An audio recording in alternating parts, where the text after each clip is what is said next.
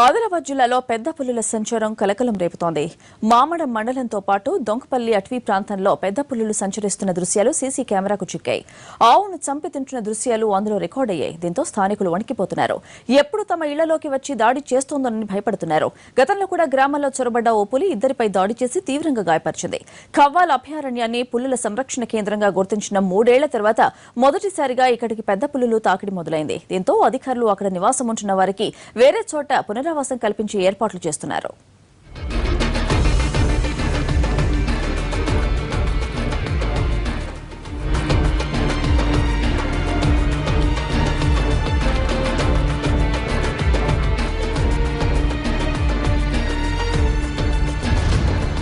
ఇదే విషయంపై పూర్తి సమాచారం మా కరెస్పాండెంట్ మహేందర్ నుండి తెలుసుకుందాం. మహేందర్, ఈ పుల్ల తాకిడి ఎప్పటి నుండి మొదలైంది, అసలు అధికారులు ఏమంటున్నారు?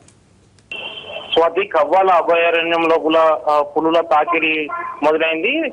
రాంపూర్ అటవీ ప్రాంతంలో అటవీ శాఖ అధికారులు అమర్చిన సీసీటీవీ కెమెరాల్లో కూడా ఆ పెద్ద పులి కూడా దృశ్యాలు కూడా చిక్కాయి. దీనికి సంబంధించి కూడా ఫారెస్ట్ అధికారులు కూడా ఆ ఫొటోస్ దానికి సంబంధించి విడుదల చేశారు. మొత్తం జిల్లాలోని ఖవ్వాల అభయారణ్యం పరిధిలో 2 పెద్ద పులులు తిరుగుతున్నట్లు కూడా అధికారులు గుర్తించారు. ఇందులో ఒకటి మగ పులి కాక మరొకటి ఆడపులి ఉన్నట్లు కూడా గుర్తించారు. అయితే దీనికి సంబంధించి మాత్రం ఇప్పటికీ గత కొన్ని రోజులుగా కూడా ఈ ఖవ్వాల అభయారణ్యం పరిధిలో ఉన్న గ్రామాల్లో కూడా ఈ పెద్ద పులులు తిరుగుతూ కూడా స్థానిక గ్రామస్తుల్లో కూడా భయాందోళనకు గురి చేస్తున్నాయి. ఈ నేపథ్యంలో కూడా ఫారెస్ట్ అధికారులు ఈ ఖవ్వాల అభయారణ్య పరిధిలో ఉన్న గ్రామాలను కూడా అక్కడి నుంచి తరలించే ప్రయత్నం చేస్తున్నారు. అదేవిధంగా పులుల దానికి సంబంధించి కూడా వారికి ఆవాసం దానికి సంబంధించి ఇప్పటికే ఏర్పాట్లు కూడా చురుకుగా సాగుతున్నాయి. అయితే ముఖ్యంగా ఏంటంటే ఖవ్వాల అభయారణ్యాన్ని పులుల సంరక్షణ కేంద్రంగా గుర్తించిన 3 ఏళ్ల తర్వాత మొదటిసారి జిల్లాలోని ఖవ్వాల అభయారణ్యంలో పులుల తాకిడి మొదలవడంతో కూడా ఇక్కడ